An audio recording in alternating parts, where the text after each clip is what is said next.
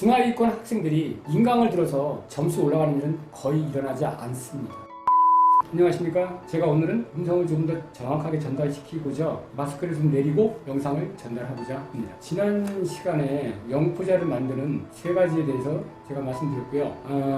오늘은 지난 시간에 마지막으로 어떤 과정을 통해서 영어를 학생들이 포기하게 되는지를 그렇게 말씀드렸습니다. 한 가지 더 오늘은 추가해서 그 부분에 대한 영상을 보내드리고자 합니다.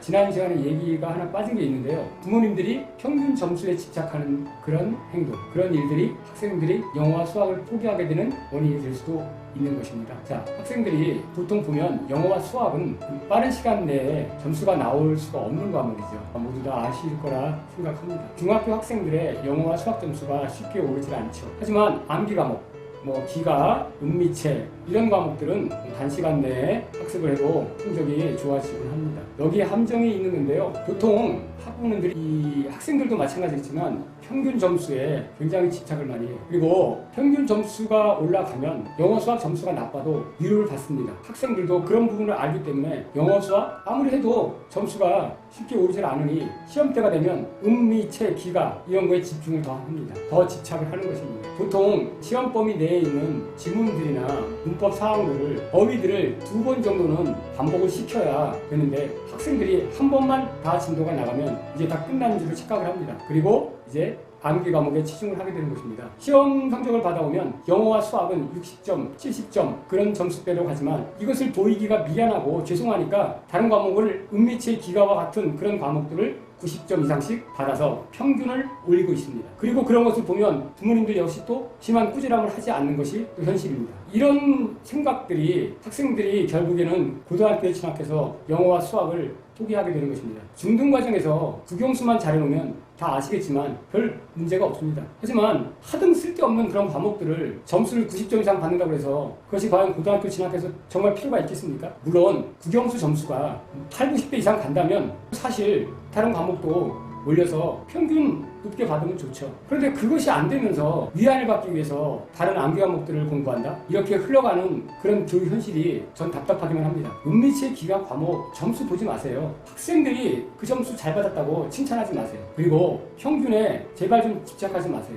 아무 의미도 없는 평균 점수, 국영수만 8, 90점대를 유지하고 다른 과목들이 정말 20점, 30점 나오면 또 어떻습니까? 그런 학생들 고등학교 가면 다 상위권에 들어가 있습니다. 서울 소재에 있는 상위권 대학에 가려면 특히 이과 쪽은 중3이 되면 사실 영어가 다 끝나야 되는 것입니다. 그런데 점수가 안 나온다고 해서 다른 암기 과목으로 치중하며 계속 영어와 수학은 힘들어지게 되어 있습니다. 그런 부분을 이겨내는 멘탈이 있어야만이 주요 과목의 점수를 올릴 수 있습니다. 영어 수학 6개월, 1년 그 정도 노력해야 점수의 변화가 나오기 시작합니다. 부디 부모님들의 학생들에 대한 교육에 필요한 좋은 조언을 해주시고 다른 과목은 못 봐도 괜찮다. 국영수만 열심히 해라. 그러면 나머지는 다 해결되었습니다. 이렇게 자녀들에게 충고하시고 학습시키시는 게 영어 교육, 수학 교육의 올바른 방향인 것입니다. 정말 저는 현장에서 너무도 답답하고 시험 범위 한 번 끝냈다고 시험 일주일 전만 되면 영어 수학학원은 나오지도 않습니다. 다 끝냈으니까 이런 일은 벌어지지 않도록 각별히 부모님들 신경 써주시고요. 또 한 가지 학생들이 이제 학원을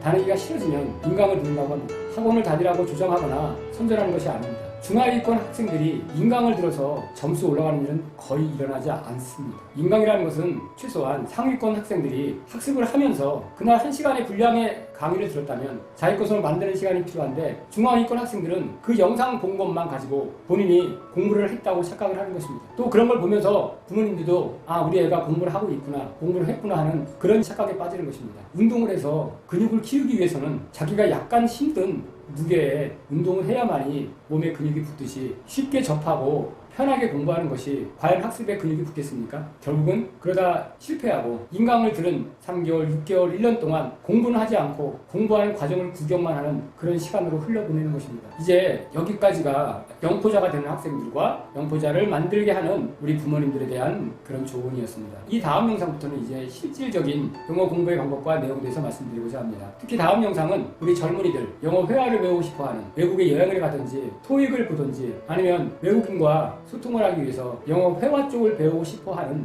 그런 젊은 친구들에게 조언이 되는 그런 영상으로 찾아뵙겠습니다. 감사합니다.